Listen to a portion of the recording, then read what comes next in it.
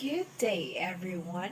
My discussion for today is about Unit 4, the teacher as school culture catalyst, formalization of structure, Hoy and Sweetland.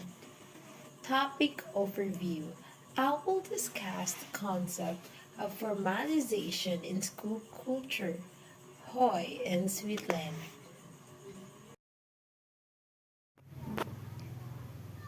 Hoy and Sweetland, 2001, stated that bureaucratic organizations have two primary characteristics: formalization and centralization. Formalization refers to the management of an organization through written rules, regulations, and procedures. Hoy and Miskell, 2004 2010.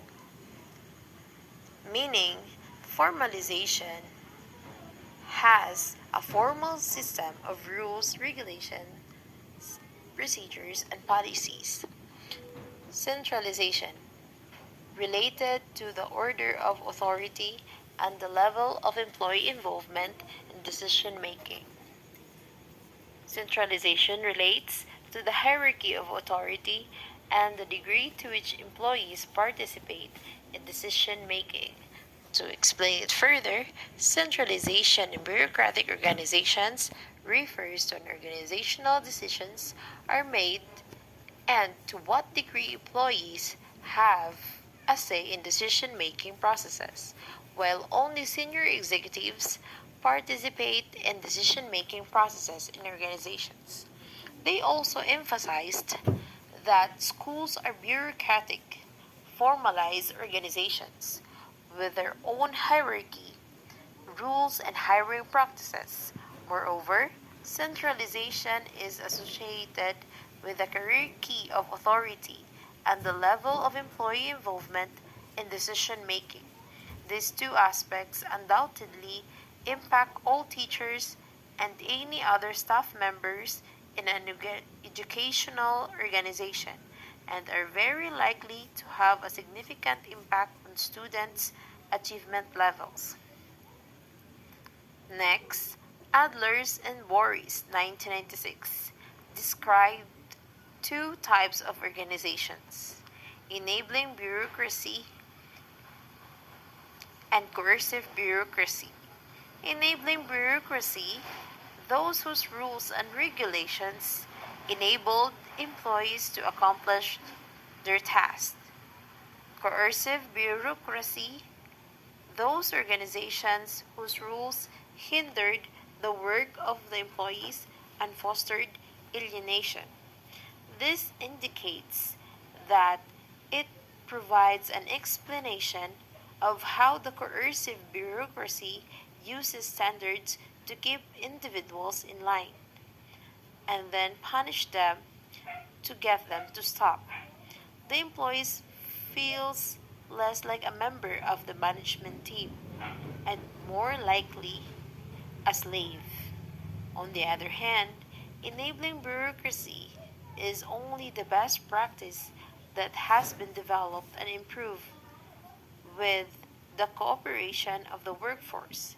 People can actually exert self control over their work right to the rules. Hoy and Sweetland, 2001, divided formalization into two aspects: coercive and enabling.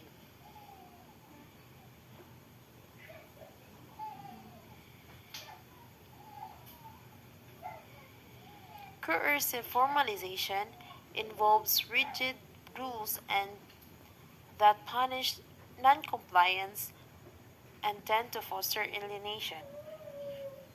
Enabling formalization provides flexible guidelines that foster problem solving and empower employees to be innovative and creative. Hoy 2003 stated that the dominance of coercive rules and procedures in bureaucratic organizations could have a negative impact on collaboration, motivation, communication, and organizational trust. Therefore, it is safe to argue that organizational rules in coercive formalization reinforce employee compliance behavior, punish those who do not abide by the rules, and closely control employee behavior, while enabling formalization refers to the construction of rules and regulations and procedures in such a way that enable employees to solve the problem they encounter, to take initiative in organizational processes, and to continue professional improvement. According to Hoy and Miskel, in enabling formalization, the bureaucratic rules are more flexible and the employee needs are taken into consideration. Hoy and Sweetland also argued that enabling formalization assists in encouraging employee collaboration in organizational processes and creates a working environment based on mutual trust and respect. So, it means that coercive formalization is a strict set of rules that punishes an attempt to force reluctant subordinates to comply and uses standards to control people, catch them breaking the rules, and punish them to get them back in line. On the other hand, enabling formalization is a flexible set of best practices that enables one to deal more effectively an inevitable problem and a set of guidelines that aid employers in dealing with unavoidable issues more effectively. Next, there are two types of centralization in bureaucratic organizations: hindering and enabling. Hindering centralization means that there is a high degree of centralization and decisions are made by those at the top of the hierarchy. It also means that structure make it difficult for teachers to do their work. It hinders professional activity. Enabling centralization characterizes an organization where decision making is distributed throughout the organization.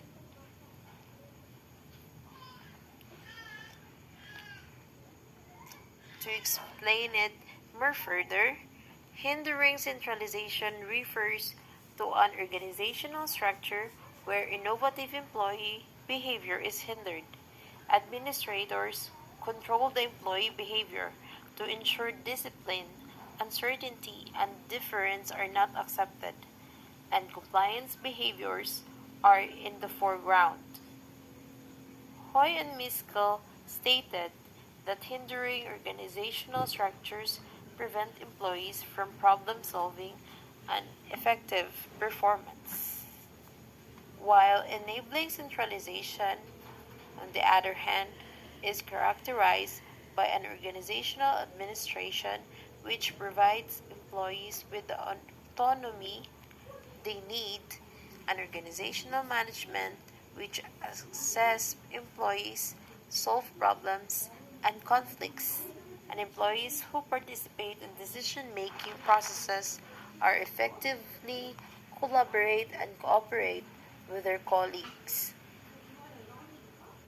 Hoy and Sweetland combined the ideas of Goldner 1954 and Adlers and Boris 1996 about enabling and hindering structures to emphasize how two fundamental features, formalization and centralization, can be used to describe a school structure. Since schools are bureaucratic organizations, rules, regulations, procedures, and hierarchical structure are the main elements of a school structure. Hoy and Sweetland 2001. As a result, it is possible that the structure of a school can either restrict or facilitate learning, which may have an effect on both organizational behavior and learning in general. It has been said that in hindering school structures where behavior of teachers is carefully regulated, teachers are not encouraged to take ownership of enhancing the teaching and learning process and are only required to strictly adhere to bureaucratic rules. The processes of change, creativity, collaboration, and communication are all negatively impacted by hindered school structures, which has a negative effects on school progress. On the other hand, in teachers in enabling school structures, as you can see, it is more on the optimistic perspective. It has a structure that aids rather than inhibits. It also guides problem solving and has a set of rules and regulations that encourage success rather than punish failure.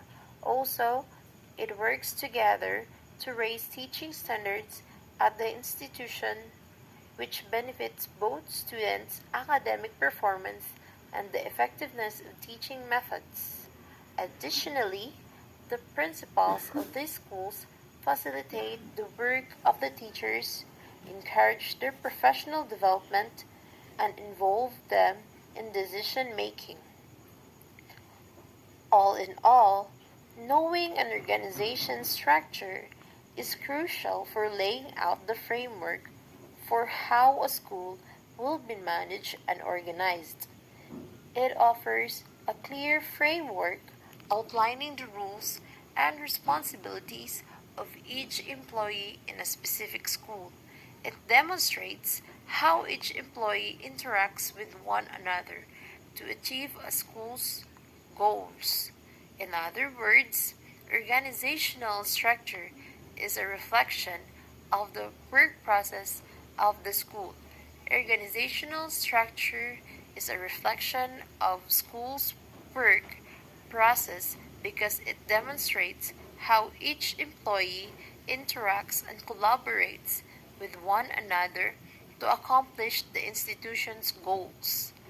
It also has a significant impact on a school's structural dimension, which includes formalization, centralization, and hierarchies. And that's it. But before I wrap up my discussion, I'd like to leave you with this inspiring quote by Oprah Winfrey.